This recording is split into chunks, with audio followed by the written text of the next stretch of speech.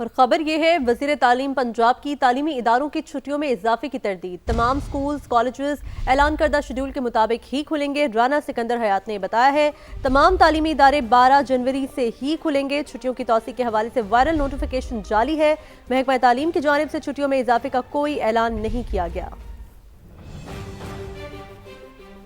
اور خبر یہ ہے، وزیر تعلیم پنجاب کی تعلیمی اداروں کی چھٹیوں میں اضافے کی تردید۔ تمام سکولز، کالجز اعلان کردہ شیڈول کے مطابق ہی کھلیں گے۔ رانا سکندر حیات نے بتایا ہے تمام تعلیمی ادارے 12 جنوری سے ہی کھلیں گے۔ چھٹیوں کی توسیع کے حوالے سے وائرل نوٹیفیکیشن جاری ہے۔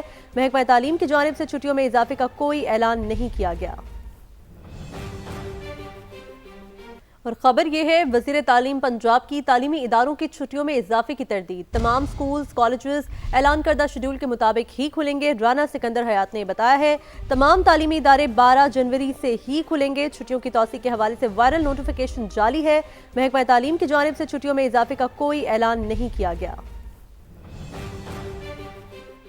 امریکہ نے روسی تیل بردار جہاز سے حراست میں لیے گئے 2 روسی شہریوں کو رہا کر دیا۔ روسی وزارت خارجہ کے ترجمان کے مطابق ماسکو نے واشنگٹن میں جہاز کے حملے میں شامل روسی شہریوں کو رہا کرنے کی درخواست کی تھی۔ امریکی کوسٹ گارڈ نے گزشتہ روز روسی تیل بردار جہاز کو قبضے میں لے لیا تھا۔ روسی تیل بردار جہاز ماضی میں وینزویلا سے تیل کی ترسیل میں استعمال ہوتا رہا ہے۔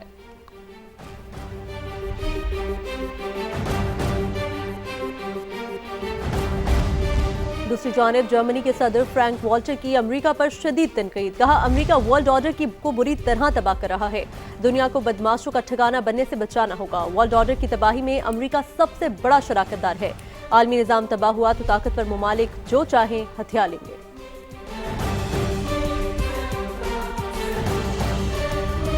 امریکی صدر ڈونلڈ ٹرمپ نے کہا ہے کہ انہوں نے وینزویلا پر دوسرے مرحلے کے حملوں کا منصوبہ منسوخ کر دیا ہے۔ سوشل میڈیا پر جاری پیغام میں صدر ٹرمپ نے کہا وینزویلا کی عبوری حکومت تعاون کر رہی ہے، سیاسی قیدیوں کو رہا کرنے کا فیصلہ کیا ہے، اس لیے پہلے سے طے شدہ منصوبے پر عمل درآمد نہیں کیا گیا۔ انہوں نے کہا کہ امریکی آئل کمپنیاں وینزویلا میں $100 ارب کی سرمایہ کاری کریں گی، تاہم سیکیورٹی وجوہات کی بنا پر وینزویلا میں موجود بحری جہازوں کو نقل و حرکت کی اجازت نہیں ہوگی۔ اوورسیز پاکستانیوں نے IMF پروگرام کی 3 قسطوں سے بھی زیادہ ڈالر صرف 30 دن میں وطن بھیج دیے۔ دسمبر میں اوورسیز پاکستانیوں نے $3 ارب 60 کروڑ وطن بھیجے۔ اسٹیٹ بینک نے بیرون ممالک سے آنے والی ترسیلات زر کا ماہانہ ڈیٹا جاری کر دیا۔ کراچی سے سید رضوان عالم کی رپورٹ۔ پاکستانی ملک کا سرمایہ نئے سال کی بڑی خوشخبری دے دی۔ IMF پروگرام کی 3 قسطوں سے بھی زیادہ صرف 30 دن میں ڈالرز وطن بھیج دیے۔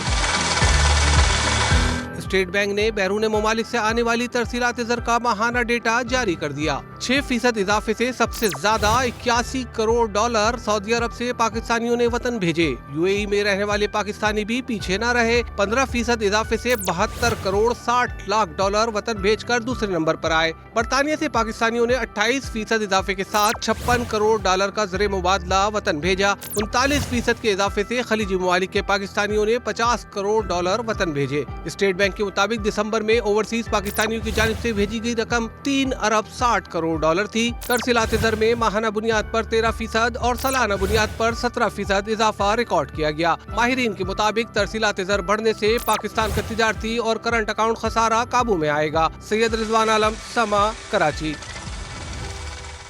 ترسیلات زر کی صورتحال پر بات کرنے کے لیے ہمارے ساتھ ہیں سابق وزیر سرمایہ کاری اسفر احسن صاحب اور ماہر معاشرات محمد اویس صاحب نے ہمیں جوائن کیا ہے۔ آپ دونوں مہمانوں کا بہت شکریہ۔ بات کرتے ہیں اسفر احسن صاحب سے۔ اسفر صاحب، ترسیلات زر میں اضافے کو آپ کیسے دیکھتے ہیں؟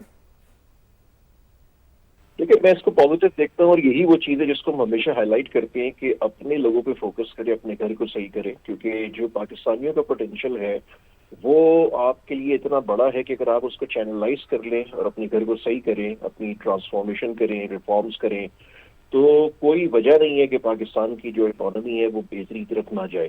اگر آپ کا ٹرسٹ بڑھے گا پاکستان کے اوپر، آپ کے اپنے لوگوں کا پوٹینشیل اتنا ہے، جو پاکستان میں لوگ ہیں، جو آپ کے اوورسیز پاکستانی ہے۔ فار ایگزامپل آپ RDA کی بات کرتے ہیں، یہ روشن ڈیجیٹل اکاؤنٹ اسکیم تھی اسٹیٹ بینک کی، اس کے جو آج تک کے جو ڈپازٹس ہیں وہ تقریباً $12 بلین ہے۔ آپ کا جو دبئی میں پاکستانیوں کی پراپرٹیز ہیں، جو ڈکلیئرڈ پراپرٹیز ہیں، وہ اراؤنڈ $9 بلین ہے۔ تو اگر آپ ان دونوں کو ملا لیں $21 بلین بنتے ہیں۔ آپ IMF کے لیے $7 بلین کی ہر کنڈیشن مانگتے ہیں۔ آپ کی اپنی جو ایگزسٹنگ جو پورا انویسٹر کا سلسلہ ہے، جس میں فارن انویسٹرز بھی ہیں، جس میں لوکل انویسٹرز بھی ہیں جو پاکستان میں آلریڈی کام کر رہے ہیں، اگر آپ ان کو موٹیویٹ کریں، ان کو فیسیلیٹیٹ کریں، تو کوئی وجہ نہیں ہے کہ پاکستان میں ایکسپورٹس بھی بڑھیں گی، آپ کی انویسٹمنٹس بھی آئیں گی، لوکل انویسٹمنٹ بھی جنریٹ ہوں گی، اور جو اوورسیز پاکستانی ہے وہ آپ کا ایکچوئل ویپن ہے، آپ کا ایکچوئل ایسٹ ہے۔ یہ اتنا بڑا پوٹینشیل ہے جس پہ کسی گورنمنٹ نے آج تک کام نہیں کیا۔ باٹم لائن یہ ہے کہ اپنے گھر کو صحیح کریں، اپنے لوگوں کو فوکس کریں، اپنے لوگوں کو موٹیویٹ کریں، اپنے لوگوں کو فیسیلیٹیٹ کریں، ان کی ہینڈ ہولڈنگ کریں۔ کوئی وجہ نہیں ہے کہ آپ کی پوری اکانومی جو ہے وہ ٹرن اراؤنڈ نہ ہو جائے اگلے 3 سے 5 سالوں میں۔ بالکل، اپنے گھر پر فوکس کریں، اپنے لوگوں پر فوکس کرنے کی ضرورت ہے۔ ویسا بیرون ملک مقیم پاکستانی حکومتی پالیسی پر مکمل اعتماد کا اظہار کر رہے ہیں، ہم نے یہ دیکھ بھی لیا۔ زر مبادلہ کے ذخائر میں جو یہ اضافہ ہے، معیشت کو کتنا فائدہ ہوگا؟ ہمارا جو سب سے بڑا چیلنج ہے وہ فارن ایکسچینج ریزروز کا ہے، اور اس کے اوپر جو ہمارے اوورسیز ہیں وہ اتنا بڑی کنٹریبیوشن جو ان کی طرف سے آ رہی ہے، یہ بہت بڑی کنٹریبیوشن ہے۔ اور اس وقت جو آپ کو یہ ریمیٹنسز جو نظر آ رہی ہیں، یہ ایکسپورٹ آف سروسز بڑھ رہی ہیں۔ اچھا، اس کا کریڈٹ ڈیفینیٹلی ہمارے تمام یوتھ کو جاتا ہے، ہمارے ینگ جنریشن جو پڑھے لکھے لوگ ہیں جو یہاں سے بیٹھ کے سروسز رینڈر کر رہے ہیں باہر کے ملکوں میں، اس کے اوپر جا رہا ہے اور اس کے نتیجے میں آ رہا ہے۔ یہاں میں ظاہر ہے گورنمنٹ سے بھی ریکویسٹ کروں گا کہ اس کے اوپر اور زیادہ فیسیلیٹیشن کرنے کی ضرورت ہے، ایجوکیشن کو امپروو کرنے کی ضرورت ہے، اور خاص طور پہ جو ٹیکنیکل ایجوکیشن کی چیزیں ہیں جہاں پہ آئی ٹی سیکٹر ہے، ایون چارٹرڈ اکاؤنٹنٹس کا جو انسٹیٹیوٹ ہے اس کو سپورٹ کرنے کی ضرورت ہے، باقی جو ہمارے انجینئرز ہیں ان کو سپورٹ کرنے کی ضرورت ہے، کیونکہ یہ ہمارے ملک کی بیک بون کے طور کے اوپر اس وقت چل رہی ہیں، اور جتنی ہماری فورن ریمیٹنسز آ رہی ہیں وہ لوگوں کی انڈیویجول ایفرٹ کی وجہ سے آ رہی ہیں۔ اگر ہم لوگوں کو اسٹرینتھن کر دیں تو میرا خیال ہے 7 ارب سے کہیں زیادہ ریونیو جو ہے ہمارے لوگ جو ہے وہ کریٹ کر دیں۔ یہاں کے ٹیکس ریٹس کو ریشنلائز کرنے کی ضرورت ہے تاکہ ہماری جو پڑھی لکھی یوتھ ہے وہ پاکستان کے اندر اسٹے کرے اور یہاں سے بیٹھ کے سروسز کو ایکسپورٹ کرے، اور وہ پیسہ اگر پاکستان آئے گا تو فرینکلی یہ پورا لینڈسکیپ جو ہوگا وہ چینج ہو جائے گا۔ بالکل، بہت شکریہ۔ ماہر معاشیات محمد اویس صاحب ہمارے ساتھ موجود تھے۔ سابق وزیر سرمایہ کاری اسفر احسن صاحب نے بھی ہمیں جوائن کیا تھا، آپ کا بھی بہت شکریہ۔ ناظرین، اوورسیز پاکستان IMF پروگرام کی 3 قسطوں سے بھی زیادہ ڈالر صرف 30 دن میں پاکستان بھیج دیے ہیں۔ دسمبر میں اوورسیز پاکستانیوں نے 3 ارب 60 کروڑ ڈالر وطن بھیجے۔ اسٹیٹ بینک نے بیرون ملک مالک سے آنے والی ترسیلات زر کا ماہانہ ڈیٹا جاری کیا ہے، جس کی ڈیٹیلز ہم آپ کو بتا رہے ہیں، تو اپڈیٹ کریں آپ کو اس حوالے سے۔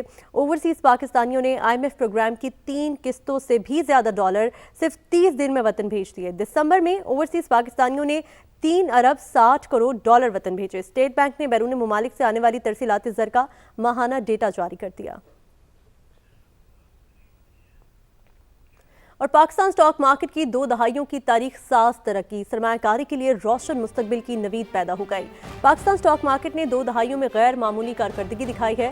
100 انڈیکس میں ڈالر کی بنیاد پر 161% اور روپے میں 190% اضافہ ریکارڈ کیا گیا۔ عالمی سطح پر پاکستان سٹاک مارکیٹ بہترین کارکردگی دکھانے والی مارکیٹس میں دوسرے نمبر پر پہنچ گئی۔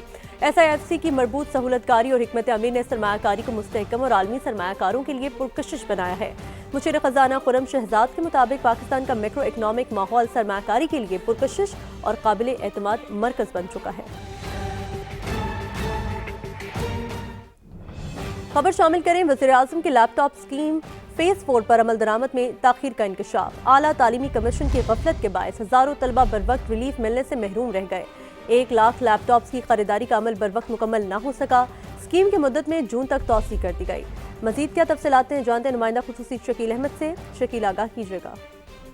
دیکھیں، یہ PM لیپ ٹاپ اسکیم فیز 4 ہے، جس کی منظوری ایکنک نے دسمبر 2023 میں دی تھی۔ 16 ارب 80 کروڑ روپے لاگت کا منصوبہ ہے، جس میں سے 50 کروڑ روپے جو پیسے ہیں یہ digital learning and skill enrichment initiative کے تحت منظور کیے گئے تھے، اور اس کا مقصد یہ ہے کہ پاکستان کے طلباء کو نہ صرف لیپ ٹاپ فراہم کیے جائے بلکہ ڈیجیٹل لرننگ سرٹیفکیشن بھی ان کو دی جائے۔ لیکن HEC نے پلاننگ اس طرح کی کہ یہ تاخیر کا شکار ہو گیا۔ منصوبہ جون 2025 میں مکمل ہونا تھا، لیکن اب جون 2026 تک اس میں توسیع کی گئی ہے، کیونکہ منصوبے کے لیے 50 کروڑ منظور ہوئے لیکن فوراً एक्सचेंज कवर का ख्याल नहीं रखा गया, जिसकी वजह से जो गैर मुल्की कंपनी है वो सिर्फ डॉलर में पेमेंट कबूल करती है और रुपए में वो पेमेंट नहीं लेते। लेकिन एचईसी का ये कहना है कि लैपटॉप की खरीदारी के अमल में गफलत नहीं की गई। खरीदारी का अमल तवील होने के बावजूद तमाम सरगर्मियां मुतवाज़िन चलाई गई हैं।